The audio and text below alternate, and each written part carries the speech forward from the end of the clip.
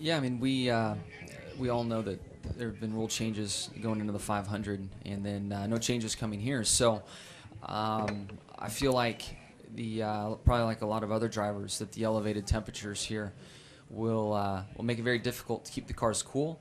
We'll learn a lot in practice, but I'm nervous that we won't be able to race like we would hope to due to the temperatures. In Daytona, when it was cooler, even a 15-car draft, guys would need to break out of that to cool their cars down due to a lack of airflow through the radiator. And with the elevated temps here, those packs could be smaller.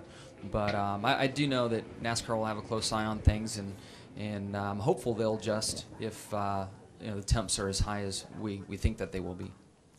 We'll take questions now for Jimmie. We'll start first with Chuck Howard. Raise your hand, Chuck. And then right back here. Same. And then we'll go to Melinda. And then to Ed and Viv. Jimmie, Chuck Howard, NASCAR Media Group. You've got 2 wins at Darlington, and you've got a lot of trophies back home. Are those 2 wins, or those 2 trophies from Darlington, do you cherish them as much as any, knowing how you had to earn those 2 when you race at Darlington and win there? Yeah, without a doubt, and that was on the old surface, which Darlington isn't easy now, but there's just something so cool about the surface prior to the repave. It made such a challenge. So I very, very proud of those trophies. The one, by the time I got home, it was all made out of glass. It had broken and was destroyed, so I was bummed out about that, and they luckily replaced it for me, so I do have trophies intact now. But very cool race, one I think everybody looks forward to. Mother's Day weekend is fun and has new meaning to me here over the last couple of years, and hopefully it's a great performance for us. All right, let's go Melinda, then Ed, and then Viv. Go ahead, Melinda. Melinda Adams, ESPN. As Kerry said, Dale Jr. pushed you to victory in the spring. Just wondering, your thoughts about that moment and what that was and the reaction that was among the team and maybe some of the fans when all that happened in April. Yeah, I mean, I think we really showed throughout that race what sticking together could do. And Junior and I both worked throughout the race trying to understand the order in which the cars needed to be. And we knew that with me leading and him pushing, it was the fastest combination. And the way things unfolded, it was best to be the leader in that particular instance. And we were 3, almost 4 wide across the start-finish line and just edged out everybody by a little bit. So it was a great performance. I think that the chemistry Junior and I both have, and that our shop has, it was just another example of how strong that chemistry is and how much it continues to grow. I'm very happy to see how fast that 88 car has been week in and week out. And naturally think of him as a favorite here at this racetrack, but that 88's been pretty strong everywhere. So he's rising to be a favorite everywhere we go. Let's go with Ed, Viv, and then Mike Embry. Go ahead, Ed. Ed Hinton, ESPN.com. Similar question, Jimmie. When you add up Dale Jr.'s, I'm over here behind the cameras. Sorry. When you add up Dale Jr.'s right. strength at Daytona pretty much by himself against the Roush tandem in the Daytona 500 with his improvement, do you think, despite all the variables here, this could be his best chance to win in a long time? I don't. I think that his best chance to win is on non-plate tracks, to be honest with you. Here, there's so many circumstances to deal with. We don't know if you're going to overheat, if you get the push at the right time, whatever it may be. What I have seen out of him, if you just look at this year alone and where he is in points and how fast those cars have been and how great he's been driving them, I put this lower on the list of where I would expect him to win. And one other quick one about the fans here. Everybody talks about the Talladega mystique and the fans. Is this place really unique to you? Is it different than any place else shall come? Yeah, I mean, there's so much room on this track, and with the cars restricted like they are, you have a lot of options, a lot of room to try things, and regardless how long you've been racing, when you hear your spotter say 4 wide, it still gets you, and that's something this track provides, and there are a few spots where you might end up 5 wide. Are the fans unique from any other place? When I first came here, the scene in the infield was second to none. I think it's calmed down a little bit over the years for whatever reason, but they're just diehard race fans here. And There are diehard race fans everywhere we go, so it's hard to say it's much different. But the reputation of the sim field lives strong. Let's go Viv, Mike, Jeff, Jenna. Viv Bernstein, NASCAR.com. I want to ask you about Jeff. He was just talking a little while ago about wanting to keep a positive outlook for his team. So, I don't know what his frustration level is given his performance this year. Do you see that? What's your idea of how frustrated he is about his performance? Yeah, I feel like it's on the high side, and it's not really exactly performance. I think it's more in the results category. The performance, the effort, there's been a lot of things there and right.